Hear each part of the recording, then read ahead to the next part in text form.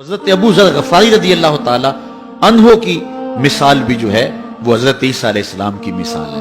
فقیرانہ درویشانہ زندگی گزاری، حضور کی صحبت میں وقت گزرا، باقی ساری زندگی ایسے گزار دی۔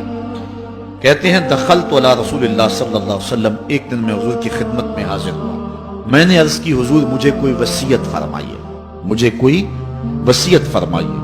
حضور نے فرمایا تمہیں اللہ سے ڈرنے کی وصیت کرتا ہوں، اس لیے کہ تیرے سارے معاملات کا حسن ہے، تمام زندگی کا جمال یہی ہے کہ تو اللہ سے ڈرا کرے۔ یہ حضور نے مجھے فرمایا۔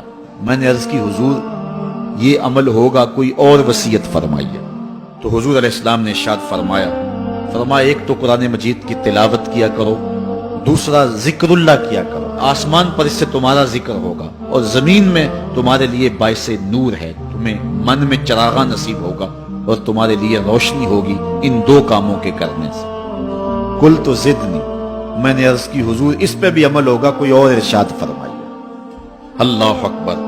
حضور علیہ السلام نے ارشاد فرمایا تمہارے اوپر زیادہ خاموشی اختیار کرنا ہے، زیادہ باتیں نہ کیا کرو، لمبی خاموشی رکھا کرو۔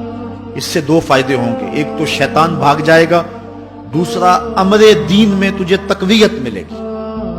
زیادہ باتیں کرنے والے کی زبان پھسلتی ہے، غیبت، چغلی، جھوٹ، بہتان، یہ سارے امراض، یہ ساری آفتیں جو ہیں وہ زبان کی ہیں۔ اس لیے کہا کہ زبان کی حفاظت کرنا، تو زیادہ لمبی خاموشی اور زیادہ لمبا سکوت اختیار کر لینا، اس لیے تجھے دنیا میں بھی فائدہ ہوگا، شیطان بھی بھاگ جائے گا اور تیرے دین میں بھی تجھے مضبوطی ملے گی۔ کل تو زدنی، کہتے ہیں رحمت کا باڑا بٹ رہا تھا، حضور علیہ السلام کے جو ہے وہ منہ سے نور نکل رہا تھا، میں نے جھولی پھیلائی ہوئی تھی، میں نے عرض کی حضور اس پہ بھی عمل ہوگا، کچھ اور ارشاد فرمائی۔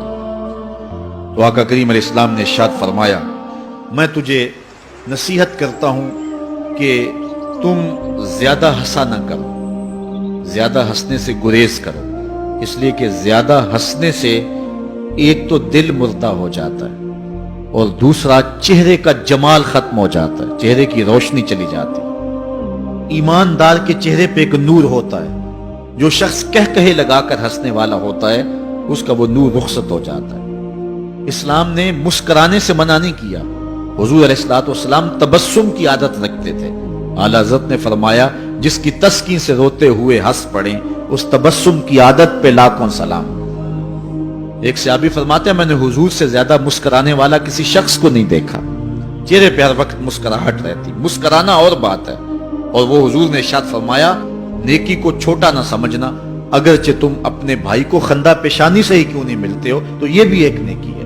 تو مسکرانا اور بات ہے، لیکن دہک ہنسنا، کہے لگانا، یہ جو ہے دل کو مردار کر دیتا ہے۔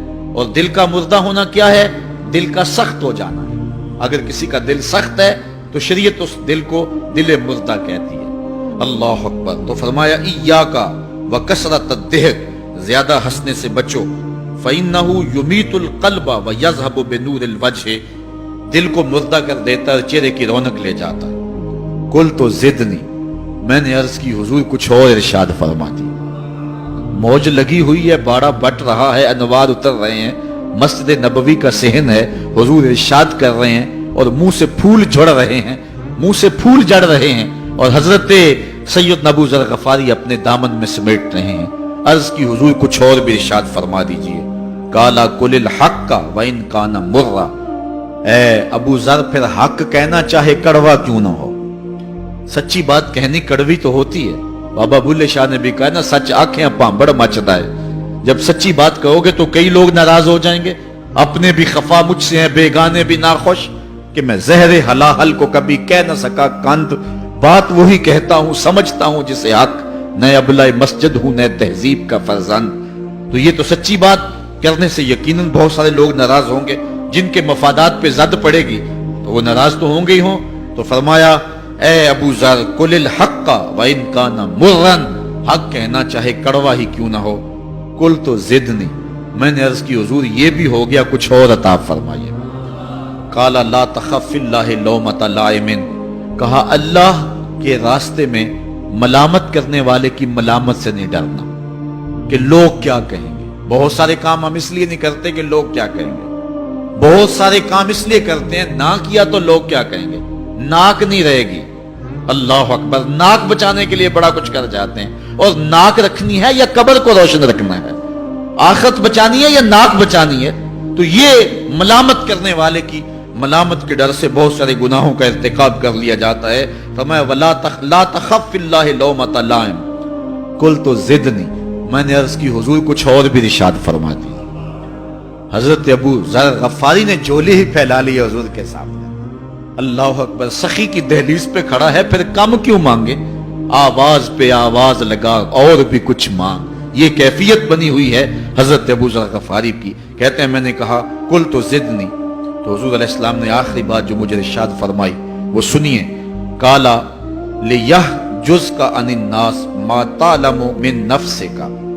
اے ابو ذر، اپنے عیب دیکھتا رہے تاکہ دوسروں کے عیب دیکھنے کا موقع